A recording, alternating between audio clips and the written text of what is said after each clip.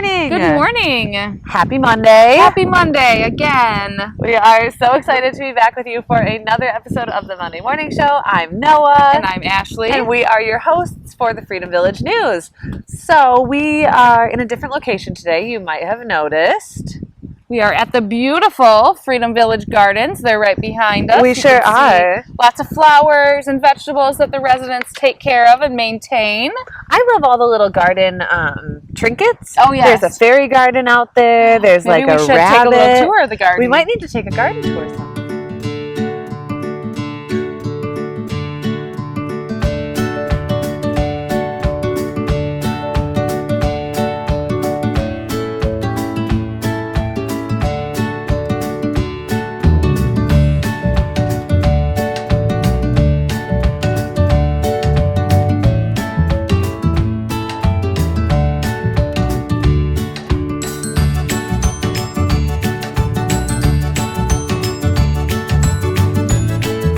There's another reason we're out here by the gardens. There is. It's a very special holiday today. Yes, today is Red Rose Day. And I don't believe there are any red roses out in the garden, but there are some other varieties of roses which are equally important. Mm-hmm. And did you know that every variety of a rose is edible? Really? It's every single one. Every rose is edible. And they contain a significant amount of vitamin C. So stop taking your vitamin C pills. Ditch the oranges, eat the roses. Eat the roses. I love it. Yeah. And did you know that the oldest living rose is 1,000 years old? 1,000. 1,000 years old. It grows on the wall of the Cathedral of Hildesheim in Germany. Wow. And it's a whole bush. It grows up like the whole side of the castle. And part of the theory is that as long as that rose bush and the rose survives, then the cathedral and like that, they'll continue to do well.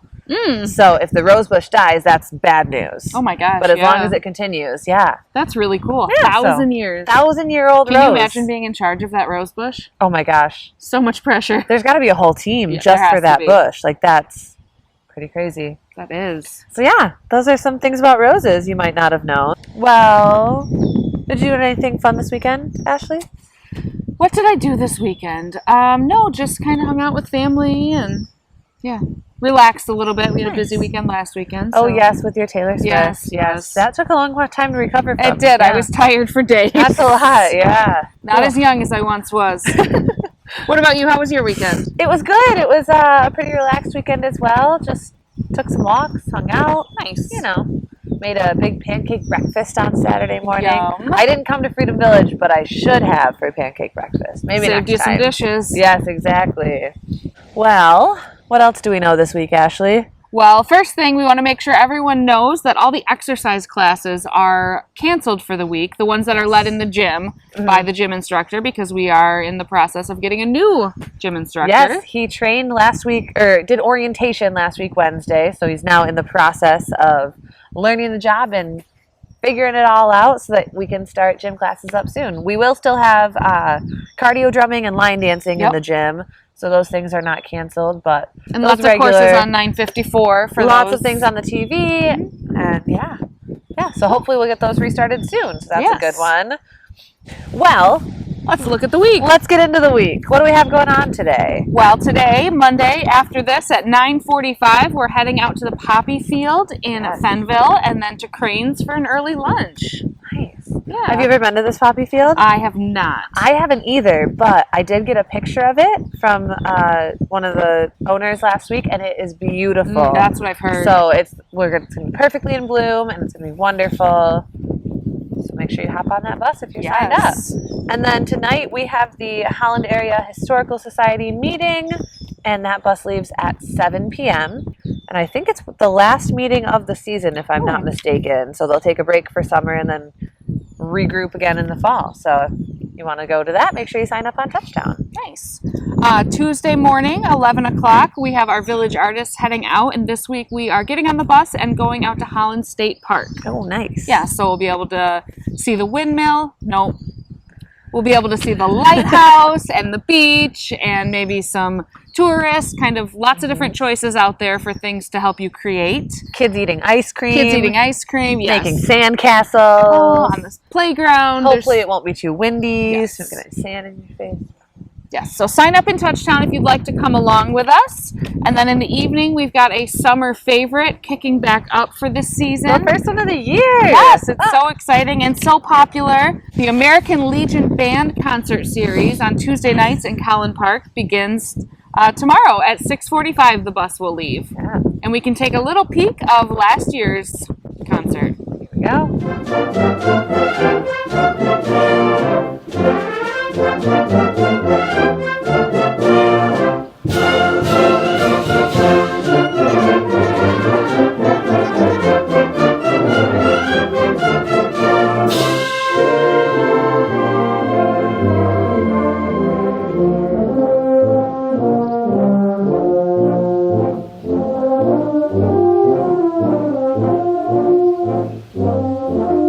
That's sure to be a fun concert. That's awesome. Always is.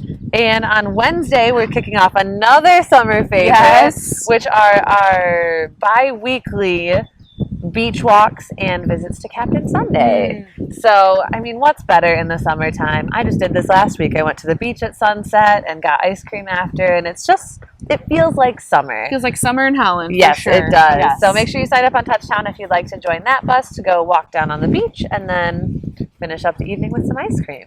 Nice. Yeah. Thursday night, our program this week is our special birthday party program with Ty and Nat, who perform music from the 20s all the way to the 80s, as well as some of their own compilations. And we will also be celebrating our June birthdays with cupcakes. Yes, we love cupcakes. We do. Mm. How could you not? And Ty and Nat are so fun. They were here a few months ago, and they're just it's a good night of reminiscing and kind of remembering some old favorites. So it's sure to be a good one. And then on Friday morning, we have our weekly Folks on Spokes. If you're interested in taking a bike ride with Sarah and I, we will be heading out around town to grab coffee and bike our way around. So Sounds like so much fun. a fun adventure, and that's at 9 a.m. on Friday. Nice. Well, that kind of closes out our week. Yeah. Yeah. It's Father's Day on Sunday. It is. But now it's time to jump into our interview with Lynn McCoskey. We got a little preview last week, but now it's time to see the full interview. So here we go. All right, here. It's a pleasure to have Lynn McCoskey as the featured interviewer today. Lynn interviewed new residents as part of the Mix and Mingle program, and she also sang duets with her husband, Terry. Welcome, Lynn. Thank you, Carol. Thanks for having me. Lynn, about a year ago, you found out that you had ancestors in the United States before there was a United States. Please tell me more about that and the process you went through. Well, I got interested in genealogy about 22 years ago. I actually had my DNA tested 12 years ago, before it got as popular as it is right now. And I was looking for my mother's relatives.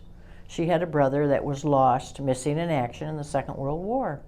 And I thought two of her other brothers also enlisted. It was a patriotic family, and so I started looking into it. And I ended up becoming a new member of the DAR and the Daughters of the American Revolution. And I did find my third great-grandfather, who also served in the war. He lost two sons in the Civil War, so you can see what I was looking at as far as patriotism. You were not that link you weren't able to find? I No. remember years ago you were trying, but you weren't able to join that Well, group. it is kind of a joke in the building. Caleb Bundy. So many of the fellow residents that are genealogists have helped me try to find Caleb. So far, he's elusive. I made it into the DAR through my second great-grandfather, who is Caleb's son, Jacob. He was smart enough to marry a woman from Pennsylvania. So I came in through him and his wife. There you go. So I've never found Caleb Bundy yet. He was supposedly born in 1788 or 89. I'm still looking for him. He's still my elusive ancestor. I know, I mean, it fascinates me because it's not easy to get in the DAR. Well, you have to prove that one of your direct relation served in some way. They don't have to be a soldier, but if they aided and abetted the soldiers or gave them food or helped with their horses or did anything, you are eligible to enter the Daughters of the American Now, were Revolution. they the Dutch part of your family? The Dutch is on my father's side. My father is full Dutch. I'm told that he was Frisian because our last name was Woodstra. My friend Juliana was so excited because my background is Woodstra and Hoekstra. So that is Fries all the way, and Juliana is, if you ain't Fries, you ain't Dutch. So, I've got Woodstras in my family. Woudstra? We're probably relatives. Probably. Look at that. Yeah. Jim and Lori Woodstra. Do you know them? No. There are a couple different sets of Woodstras in the Grand Rapids area. My grandpa and his family, he was a baby at the time, came over in 1908, right through Ellis Island. We can track them all the way through. But there was another group of Woodstras. My father's name was John. There was another John Woodstra in Grand Rapids, but they spelled their name Woodtra. I still think at some point, somebody moved one of the vowels in. But I also found out after looking at the windmill, the Swan, when I went to it was a meeting at Women's Lit Club, and I bought the book, and it's the miller right now that's active in the Swan mill over on Windmill Island. That windmill was taken off the Woodstra property. Really? In Holland, in Netherlands, yeah. Wow. I found that interesting. But those are things you just don't know that you learn. But I'm sitting here thinking this is a lot like finding your roots, because you're finding out that you might be related. very same thing, and you can tell just how popular DNA and genealogy has become by the different shows you'll see on the television. There's quite a few, and there is. And now there's one here. Right. Well, I'm dabbling with the DNA because I've also had my first cousin who's in the direct line of the Bundys. There's a thing known as X chromosome and Y chromosome, and the man is the only one that carries the Y chromosome. So if I want to get back to a male where I'm researching, I had him take the Y test, and now I'm getting all of these names that are coming up to lead me in different directions on where I might go. So it's fascinating to me. It isn't to a lot of people. I've never gotten my kids interested in it, although they have cooperated and had their DNA done under duress. Yeah. But yeah, it's an enjoyable hobby, and it's something that I can do. I don't have to really leave the building. There's not a lot. There's only about 8% is the last I heard digital on the internet. So if you think you're going to find everything on the internet, you are not. You have to dig. You have to go into the old courthouses and all the things that have not been digitized yet. So yeah, if I were younger and more able, I'd probably go to Utah. I have been at Allen County, and I'd like to go there again. I wish there were more genealogists in the building. We'd take a road trip down to Allen. That'd be fun. That would be a lot of fun. That'd be a lot of fun. So another aspect of your life is music. When did you and Terry start doing programs together, and what are 2 or 3 of your favorite songs to sing together? Oh, Terry and I. Well, we both sang he sang in a quartet and I sang in a trio way back in high school. We did not sing together at that time. I think we merged one time for a homecoming dance or the end of the year when we were going to graduate. Other than that, we didn't sing together. Are you high school sweethearts? Sorry to interrupt. We met. Okay. We met in high school Aw. in chemistry class, and I always joke that another quarter I never would have made it out of chemistry, but I met my husband there, and we'll be married 60 years this August. Oh. So yeah, we've had a nice, lovely, long, wonderful marriage. As far as the singing goes, Terry took up guitar probably 15, 20 years ago, and dabbled with it before then, but got into more serious guitar learning. And good friends whose father was in a retirement home in Lansing asked him to come and play his guitar with them. So he did. And it was Carolyn, and she played the piano and led, and then her father, Joe, would come to the meetings. Then pretty soon it started getting bigger and bigger, and I said to Terry, well, maybe I could add to the group. So I went in and I was harmonizing with the other, and Terry's a singer as well, and he always played the guitar. So then we kind of broke off and went our own way, still with the same similar songs, but just making what we did into a larger package. And we sang at Delta in Lansing, where my mother was. We've sung in Muskegon. I mean, these are regular, what we call gigs, that we would go to on a monthly basis. You know, we would go at least once a month to one of these places, and then periodically we'd be requested to go over to an open house or something for somebody and sing. We sing some pretty standard music. This Land Is Your Land. We like a lot of the Johnny Cash music, and we like the John Denver music. But Terry sings and I harmonize with him. And then I decided I should have my own solo. So I did Boots by Nancy Sinatra. Yes. And we had fun with it, yeah. We've sang up in the auditorium here, I think 3 times. But because of the aging process and other things that go along with it, there's been some issues with Terry able to give enough pressure onto the chords that we needed for him to play. So we had to put it down, and we haven't sung. We haven't been out probably for 4 years. Wow. You sing at home? You mean like in the shower? Sure, sure. Most times I sing with Andrea Bocelli. What do you sing with him? The prayer. He and, oh, what's her name? The gal. Well, now it's you. Yeah, now it's me, but you can't top her voice. Celine Dion. Oh, yes. She does the prayer with Andrea Bocelli, and I can sing his whole album along with him. She's Canadian, though not Dutch, so there we are. Who knows? You know, the Dutch permeated a lot of They're here, they're there, they're everywhere. And somebody said to me, you know, well, how'd Terry get in to Freedom? He's not Dutch. I said, oh, his mother's mother is full Dutch. Oh, wow. And her father is full Irish. So you got Irish and Dutch right there. So he's got Dutch background, which he didn't even know about till I started looking at the history of his family. So it's fun. What are your songs, though? What ones do you really love to sing? Oh, boy. There's a lot. We like This Land Is Your Land. Yeah. I'm trying to think of the other one. Well, I sang Boots, and I mentioned that one. But together, gosh, I haven't looked at the songbook in so long. What's in your heart? What song is in? Well, we like Country Roads by John Denver. We would sing that. We did sing a lot of Johnny Cash because we love horsing around with that, drinking beer and smoking big cigars. So we always had the movement.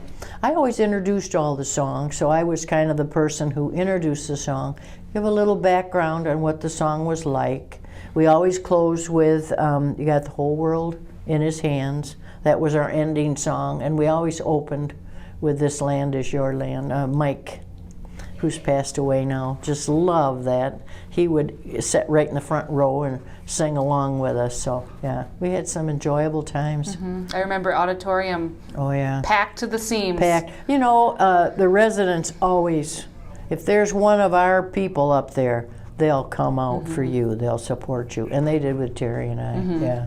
This is not on here, but one of the late night hosts asks his guests, if you could only listen to one song for the rest of your life, what would it be? I know the one I would be, and that's Stephen Colbert that asked that question. I've had the time of my life. Aw.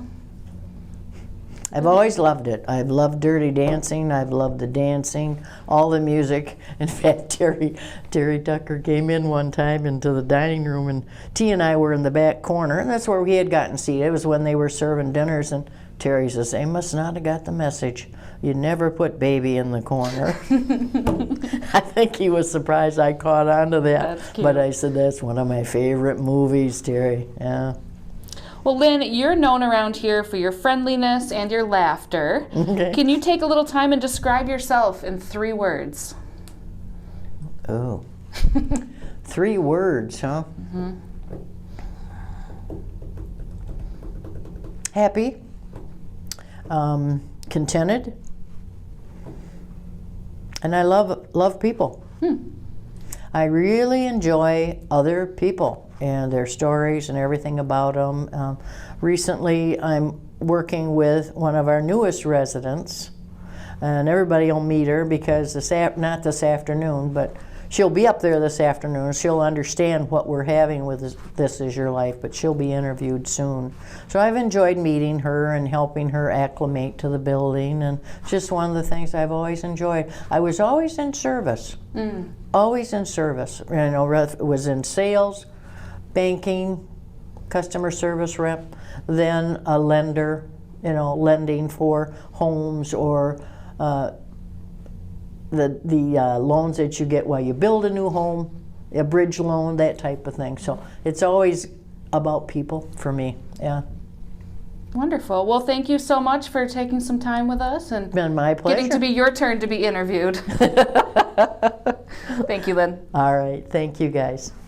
Oh, that was so lovely. Lynn's such a was. fun person. And now we're going to have another little sneak preview because Yes. everybody loves a sneak preview. So we are going to do a preview of the Elaines. The Elaines. And you'll see what combination that is now. You're related, but I know you've been friends for a long time. We have here this one Elaine here that is from, she's got a background that goes to New York City, and another one that goes all the way to Japan. This is going to be a very interesting. Elaine Bruins and Elaine Tanis. Good morning to both of you. Good morning. Well, I'll just say our early years, we were both from Waupun, Wisconsin area. That's where we grew up. That's what we have in common, plus the fact that we are related, distantly related. And here's the proof. Our names are both in this genealogy book. Elaine has one as well. I was very much involved in music, in band, orchestra, choir. That was my life in high school. And everybody thought when I went off to college I would become a music major. Yes, why Didn't not? happen because I took music theory in college. I hated music theory. Forget that. No more study. We're finished with high school. Now you're going to college. Now, do you go to the same college? Yep. Really? Go ahead. Where Tell is it? where. Central College, Reformed Church College in Pella, Iowa. In Pella, Iowa. Yes. Okay. Similar to Hope for all of those Yes. who live in the Holland area. Sure, sure. Why did I go there? I think primarily because I had a camp counselor at Green Lake Youth Camp who was at Central College, and she was the one who sort of said, yes, that's where I should go. I don't know why you ended up. I never do that because the same thing happened to me, but it was a different person. It was a person that many people who live at Freedom Village know. His name was John Hesslink, and he was a Central College student. He's the one who influenced me to go to Central. And the driver of the car was ready to pass a big semi. I was in the car, okay, and I know we had a whole car full of kids, and we were going to pass the semi, and just as we were starting around the semi pulled out, and we had no place to go but down into the ditch. I mean, woo, whammo, down we sank into the snow. Fortunately, we did not roll, and when we looked up out of the ditch, here was a little Amish buggy going on down the road. And that's what the semi was trying to pass. Oh. 59. Back in those days, we were called J3, meaning Japan 3 years. There were a whole group of young adults who would go out to teach in the Japanese schools in English. And this was, I taught at the same school where Ellie Norden eventually taught. Yes. You know Ellie. And but I was teaching there long before she moved to Yokohama. But while I was in Japan, another colleague and we went down to southern part of Japan where Ellie and her husband lived and visited them.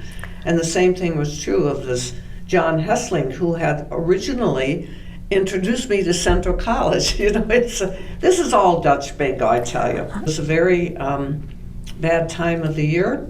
It was September, it was typhoon season, and the old ship was going up and down and up and down, and I got so sick I thought I was going to die there. And we had a long history of going out on Friday evening, once a month or every 6 weeks, and we always went to Russ's and Of had course. coffee and dessert at 8:30, 9 o'clock at night. So, and I have never forgotten, Elaine always had Double chocolate double cake. chocolate fudge cake. There you go. So, All right, aren't you so intrigued to hear the rest of that? Yes, I can't wait to see the rest. Next Tune in week. next week. Next week. And now I have a little nonsense. Ooh, okay. What you got? So my question for you today is, what is 54% of the ground in Ecuador covered in? 54. That's a lot of ground It is a lot in of ground. Ecuador. My first thought was snow, but Ecuador's a little too warm for snow to be A little south for A that. little south for that. Bug. Let's see. Let's of being go outside. with sand. Sand. Mhm. I like that guess. It is wrong, but 54% of the ground in Ecuador is covered in roses. Oh, how fitting for today. Yes, Roses, though, roses. really. Yeah, it's one of the biggest rose distributors. I mean, that's where they grow a lot of roses just because they have like the perfect temperature for it and like the right kind of soil. So they cover a lot of ground with roses. Who knew? Yeah. Who I would have didn't thought? until That's now. amazing. So that's my nonsense for Well, you. let's see if any of the smarties inside know this. Let's see. It's Monday morning, and you know what that means. It's time for nonsense. Nonsense with Noah. Let's hit the halls.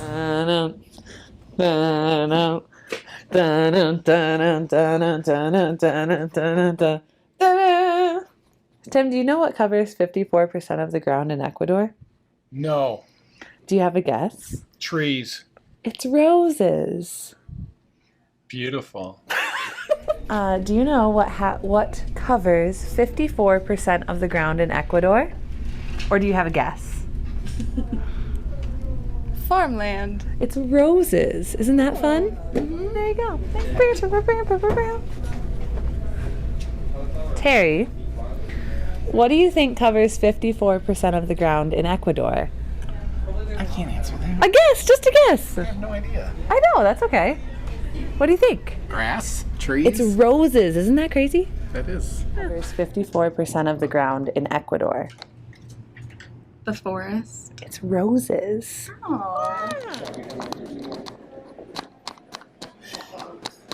Hello, Bill. Bill. Bill, I have a question for you. Yes. What covers 54% of the ground in Ecuador? Water. Roses. Could I ask you a question? I have an answer for you already. I'm looking at that elevator. I can't remember if it was Socrates or his student Plato said, a watched elevator never comes.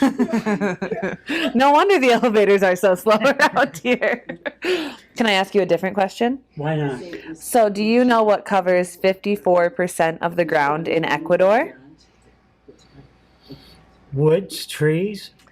Sort of. It's actually roses. That's amazing. Isn't that Thank you. crazy? Thank you for being a good sport. All right, guys. Well, that was another super fun Monday.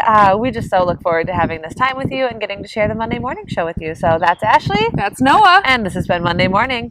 Bye. Bye.